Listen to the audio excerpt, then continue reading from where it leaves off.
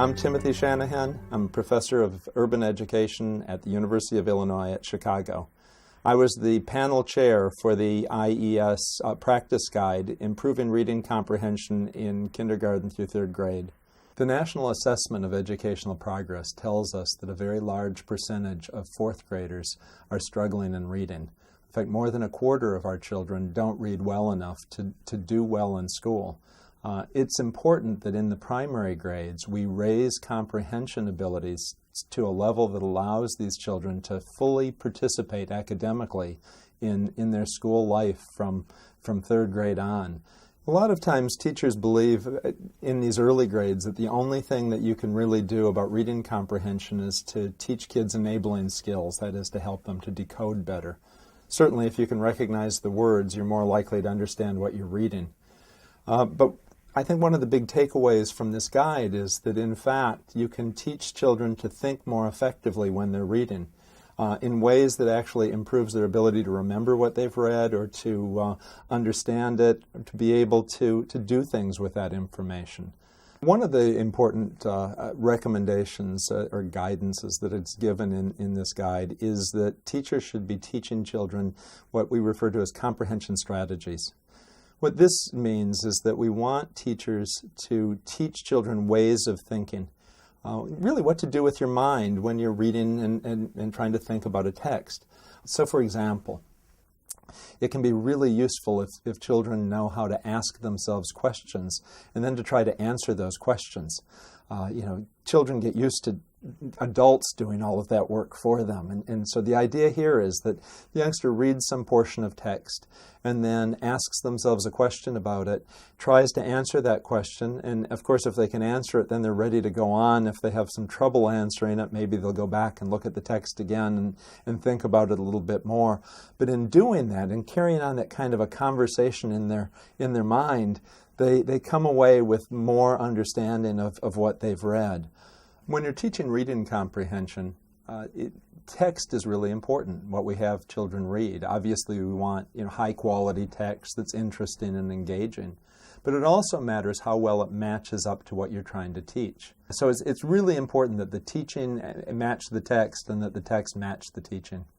One of the recommendations of the guide is that teachers should teach students how to think about the organizational structure of the text.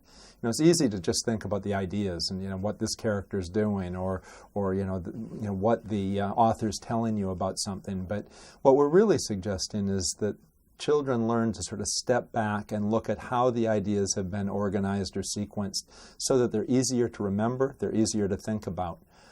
Research shows us, for example, that when children think about stories in a way that represents the plot structure, so thinking about the character and the setting and what the problem is that the character faces and how he or she attempts to solve the problem and what the outcome of that is.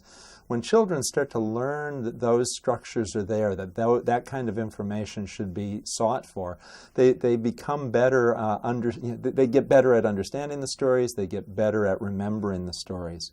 Learning to comprehend when you read is hard work for children 5 to 8 years old, and so it's important that the teachers sort of keep them interested in it and keep them excited about it. Motivation really does matter, and in fact when we reviewed the research literature here, we were very pleased to find out that research clearly supported the importance of supporting young children's motivation when they were trying to learn to comprehend. Some of the kinds of things that teachers can do to motivate young children's reading comprehension are things like helping children to work together. Children love to collaborate on things. They love to work with others, and a lot of times reading is a lonely kind of a process for them. Teachers will send you off to read a book by yourself. But, to get really excited, what kids like to do is maybe have a project around a book that they're going to read together, or that, get involved in a discussion with the book with a friend. Those kinds of things are much more interesting to them.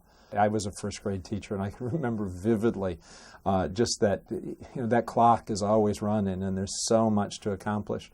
I think one of the things that it's really important to do in terms of reading comprehension is to really set aside time, to really block out the notion that you're going to have maybe 30 minutes to work on nothing but reading comprehension. And if teachers do that, I think that really helps a lot. I hope that what teachers come away with is that there's more to reading comprehension than just having kids read, that the teacher has a role to play, and in fact a very important role to play.